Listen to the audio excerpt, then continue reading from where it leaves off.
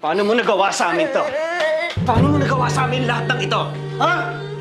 Ano ba ginawa sa yung Daisy na yan? Para maging sunod-sunura ka sa kanya ng ganito? Ha? Ano? Hindi ka marunong kuminala kung sino kami sa buhay mo! Ito.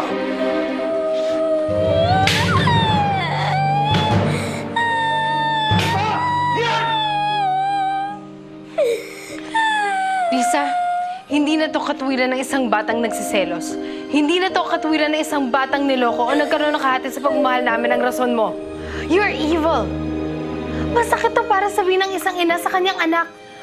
Simula dito hanggang sa pag-uwi natin, makikita mong pagbabago ng buhay mo. Dahil ako mismo gagawa nun. Ako mismo gagawa nun!